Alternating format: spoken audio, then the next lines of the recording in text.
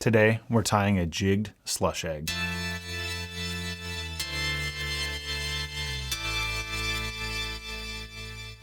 Hey everyone, Matt here with The Northern Angler. We're a small, independent fly shop located in Traverse City, Michigan. You can find all the materials you need and lots more at thenorthernangler.com. This is an incredibly simple fly that can produce some great results when fish are focused on eggs. We fish this for both steelhead and trout in the fall, winter, and spring. When tied on a jig hook, it works great as part of a tight line nymphing setup, but you can also use this same material to tie the more standard unweighted egg patterns out there. Let's go ahead and take a look at the materials we'll be using today. For the hook, we'll be using a Firehole 551 in a size 12. This is a short shank jig hook with a sizable hook gap that works well for trout and steelhead. If you're tying this exclusively for steelhead, you might want to try a hook with a heavier wire gauge. The thread is Uni 6/0 in fire orange. If you can, pick a contrasting color or something that can act like a hot spot.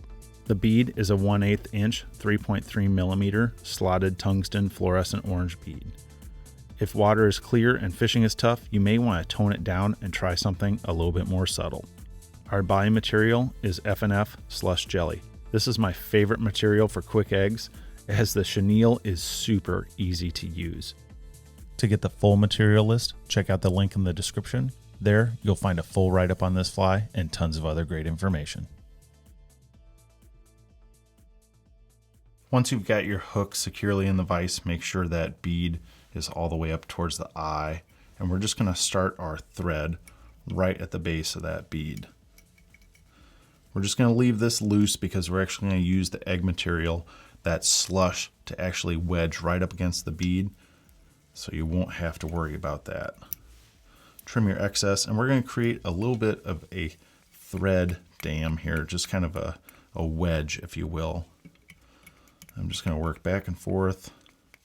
I'm trying to work up a little bit of thread to fill that space in there.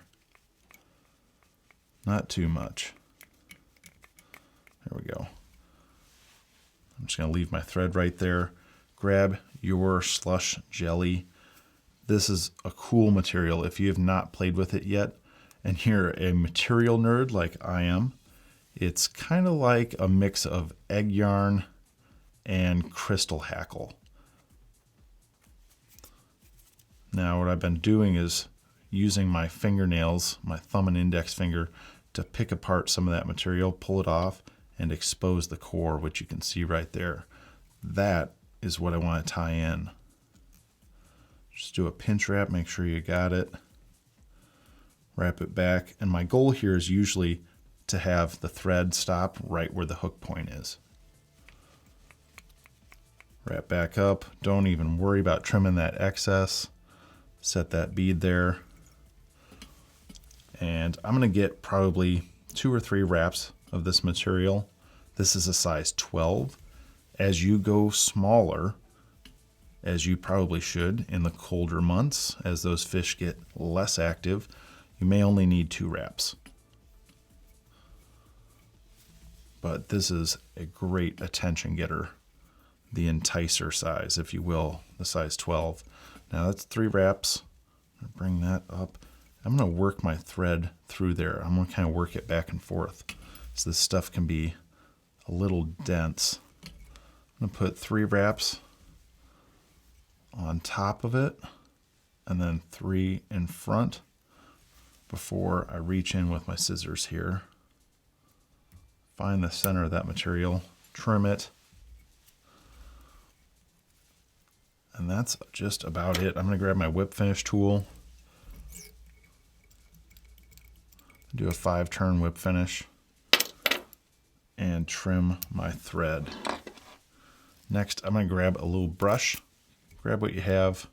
You can pick it out with your hands if you want, but I really like brushing this out, make sure it's not too clumpy so that when it hits the water, it can be really absorbent and sink down quick.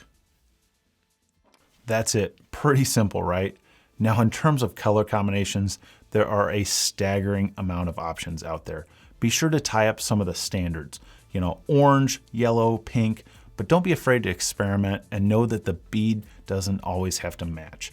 You might be surprised by how effective contrasting colors can be.